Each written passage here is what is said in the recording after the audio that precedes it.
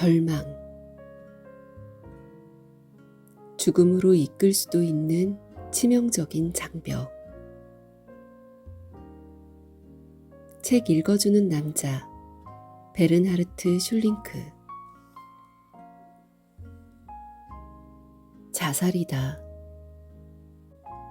오랜 수감 생활을 끝마치고 출소하는 그 찬란한 날, 동틀 무렵에 한나 슈미츠는 스스로 목을 맨 것이다. 그녀를 위해 새 출발을 준비하던 미하엘 베르크에게는 죽어서야 묻힐 수 있는 의혹이 가슴 깊이 새겨지는 순간이었다. 영화 더 리더의 원작으로 유명한 베르나르트 슐링크의 소설 책 읽어주는 남자는 이렇게 비극적인 결말로 끝난 어느 연인들의 애절한 이야기를 담고 있다. 무슨 일로 자살한 것일까? 이제 감옥 밖에서 자유로운 삶이 열리려는 시점에서 한나가 목숨을 끊은 이유는 무엇일까? 수감 생활이 더 행복했던 것일까? 자유로운 삶이 어떤 무게를 주었기에 한나는 그것을 피하려고 했던 것일까? 의구심이 꼬리에 꼬리를 물 수밖에 없다. 이런 의문들이 작중화자인 미하엘로 하여금 21살 연상의 여자 한나와의 만남과 사랑, 그리고 비극적인 결말을 회상하도록 만든 동력이었다. 2차 세계대전이 끝난 1950년대 말 독일의 어느 도시에서 황달에 걸려 허약해진 15살 소년 미하엘이 우연히 36살 한나를 만나면서 이 드라마틱한 이야기가 시작된다. 학교를 마치고 집으로 돌아가는 길에 갑작스런 구토 증세를 보인 미하엘과 우연히 마주친 한나가 그를 집으로 데리고 가서 돌보아 준 것이다. 그런데 동료 여학생들에게 느낄 수 없었던 성숙한 여인의 농익은 성적 매력 앞에서 미하엘은 아무런 저항도 할 수가 없었다. 미하엘에게 여자를 가르쳐준 한나는 소년에게 책을 읽어달라고 정했다. 그렇게 소년과 미지의 성숙한 여인 사이의 사랑은 묘하게 전개된다. 책 읽어주기, 샤워하기, 사랑 행위, 그러고 나서 잠시 같이 누워있기. 두 남녀 사이의 사랑은 이렇게 반복적인 패턴으로 진행되었다. 그러던 어느 날 한나가 갑자기 사라진다. 두 사람이 다시 만난 것은 9년이 지나서 홀로코스트와 관련된 재판장에서였다. 당시 21살 법대생이었던 미하엘은 학회 활동의 일환으로 법정을 방문했는데 한나가 피고인으로 서 있는 장면을 목격하게 되었다. 재판이 진행되는 과정을 지켜보던 미하엘은 과거에 몰랐던 한나의 결정적인 비밀을 하나 알게 된다. 한나는 글을 전혀 읽지도 쓰지도 못하는 문맹이었던 것이다. 그리고 한나에게 그것은 절대로 남에게 발설해서는 안 되는 비밀이었던 것이다. 심지어 한나는 자신의 약점이 들통날까봐 유대인 수용소 학살과 관련된 보고서를 자신이 썼다는 누명을 쓰고도 함구했을 정도였다. 그를 모르는 한나가 그 보고서를 썼을 리는 만무하다. 그러나 보고서를 작성한 적이 없다고 주장한다면 한나는 필적 감정을 받아야만 했다. 한나에게 그 일은 바로 자신에게 과중하게 부여된 형량을 줄일 수 있는 기회이지만 동시에 자신이 문맹이라는 사실을 만천하에 공표하는 순간이기도 했다. 이 갈림길에서 한나는 어리석게도 자신의 마지막 자존심을 지키는 쪽을 선택한다. 과도한 형량을 무릅쓴 한나가 측은했던지 미하엘은 10년 동안 감옥에 갇힌 그녀에게 카세트 테이프를 보낸다. 직접 책을 읽고 녹음한 것들이다. 한나에 대한 연민 때문인지 아니면 소년 시절 자신의 사랑에 대한 추억 때문인지 어쨌든 미하엘은 계속 한나에게 책 읽어주는 남자로서의 역할을 수행한 것이다. 물론 그녀의 비밀을 모른 채 하면서 말이다. 비록 카세트 테이프일 망정 책을 읽어주는 비밀스러운 관계가 지속된 지 4년째. 미하엘은 어린아이와 같은 필체로 쓰인 한나의 편지를 받는다. 꼬마야, 지난번 이야기는 정말 멋졌어. 고마워, 한나가. 그녀가 그 고통스러운 문맹에서 벗어난 것이다. 그러나 미하엘은 그녀에게 답장을 보내기는커녕 계속 녹음 테이프만을 보냈다. 미하엘은 감지하지 못했지만 여기서 한나는 법정에서도 느끼지 않았던 깊은 절망을 맛보게 된다. 스피노자도 말하지 않았던가.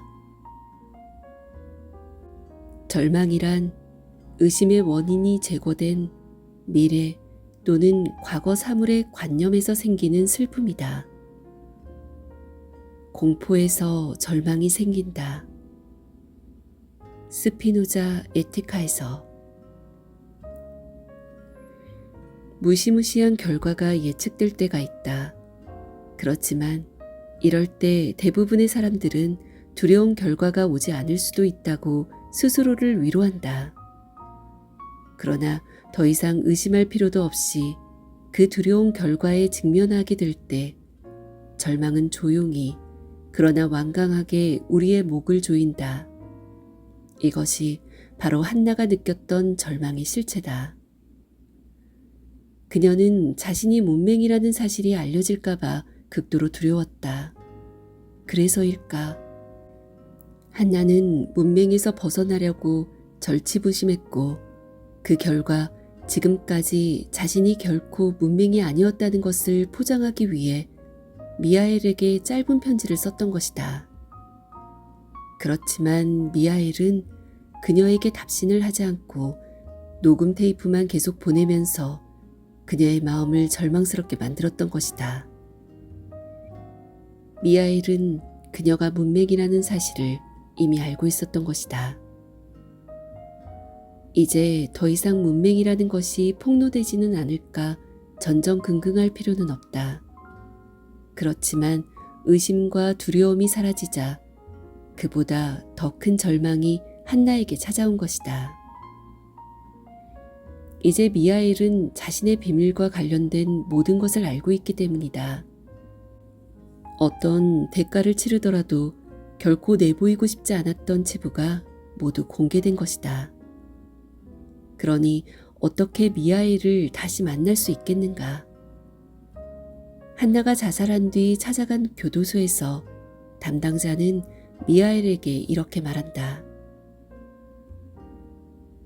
한나는 당신이 편지를 써주기를 정말로 고대했어요. 그녀는 오직 당신에게서만 우편물을 받았어요. 우편물을 나누어줄 때면 그녀는 나한테 온 편지는 없어요? 라고 물었지요. 카세트 테이프가 들어있는 소포 이야기를 하는 게 아니었어요. 당신은 왜 한 번도 편지를 쓰지 않았나요? 그렇다.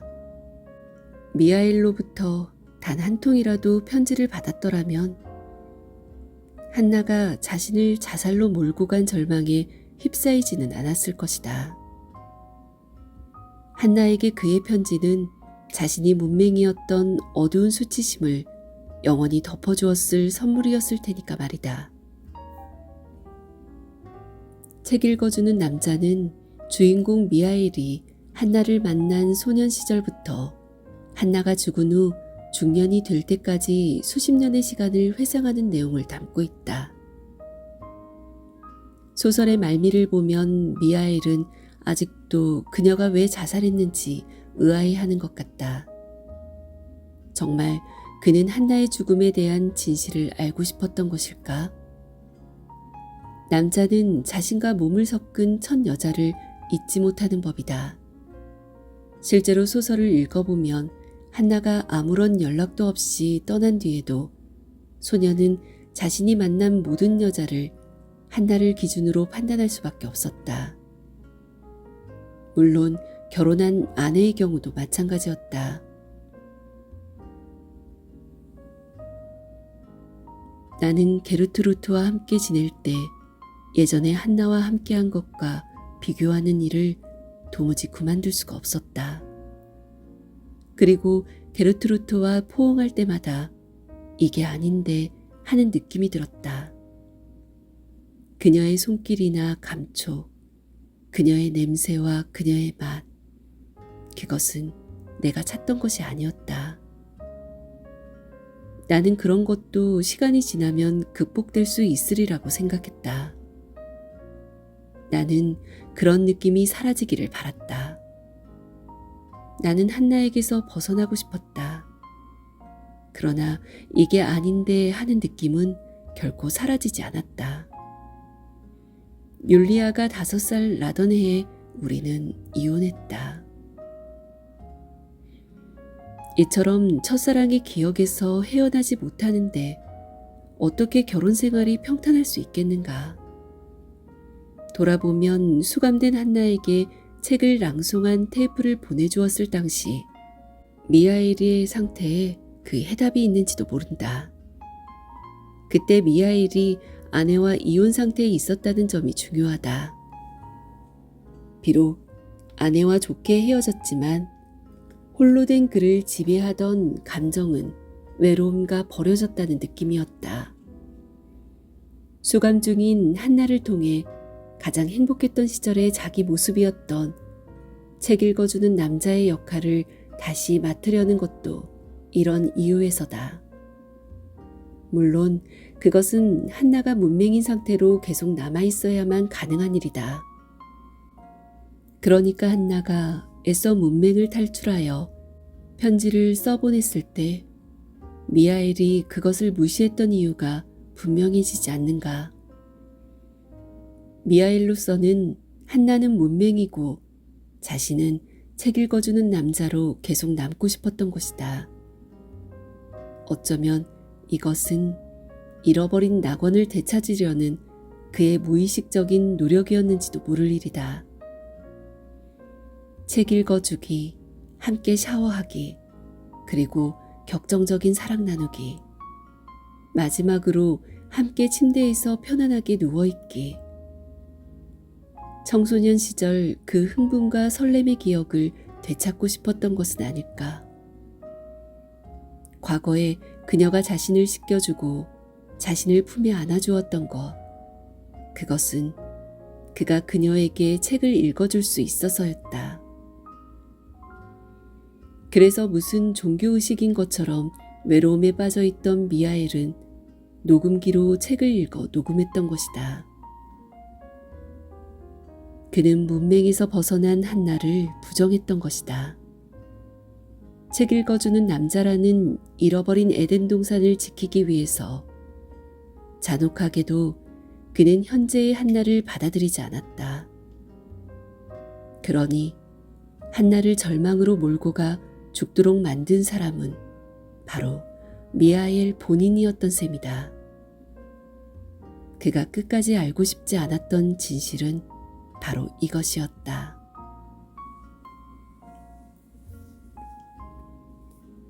작가 소개. 베른하르트 슐링크. 1944년 탄생. 영화 더 리더의 원작으로 널리 알려진 책 읽어주는 남자는 독일 문학 작품으로는 처음으로 뉴욕타임스 베스트셀러 1위를 기록했다. 이 작품은 회피하고 방어하고 숨기고 위장하고 또한 남에게 상처를 주는 행동의 근거가 되는 수치심에 대한 하나의 보고서이자 한 소년의 성적 모험을 다룬 성장소설이다. 나는 다음 날부터 다시 학교에 등교하기로 마음먹었다. 거기에는 내가 습득한 남성다움을 남에게 보여주어야겠다는 생각도 한몫했다. 괜히 으스대려고 그런 것은 아니었다. 그러나 나는 나 스스로 힘이 넘치고 남보다 우월하다고 느꼈으며 동료 학생들과 선생님들을 이러한 힘과 우월감으로 대하고 싶었다. 책 읽어주는 남자는 또한 동시에 나치시대 청산이라는 묵직한 문제를 제기하고 있는 문제작이기도 하다. 소설에서 화자는 부모 세대에 대해 이렇게 묘사한다.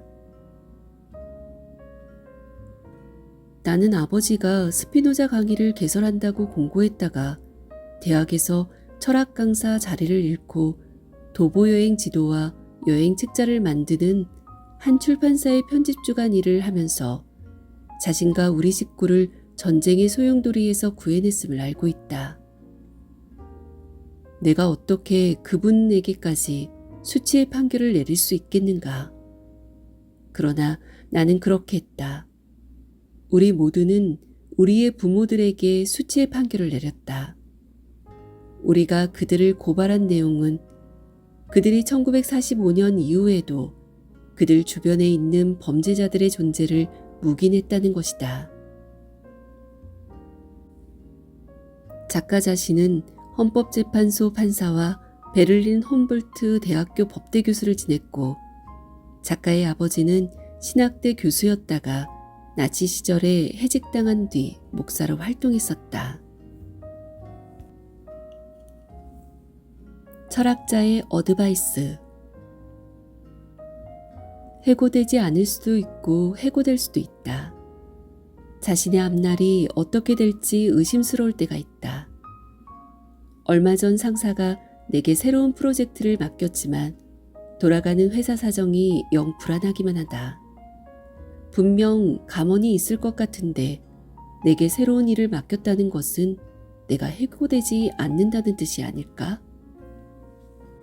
그렇지만 얼마 지나지 않아 내게 맡겨진 일이 다른 사람에게로 넘어가게 되었다. 그나마 가지고 있던 희망마저 완전히 사라지는 순간이다. 이렇게 희미하게 흔들리는 촛불처럼 존재하던 희망이 완전히 사라지는 순간 절망이 찾아온다. 미래에 대한 어설픈 기대 혹은 불안한 희망이 없었다면 우리는 그렇게 절망하지도 않았을 것이다. 그러니까 절망은 냉철한 이성을 가진 사람보다는 우유부단한 성격의 소유자에게 더 자주 찾아오는 감정이라고 할 수 있다. 비극적인 미래를 충분히 예측할 수 있는 상황이지만 가느다란 희망의 줄을 놓지 않으려는 사람이 있다.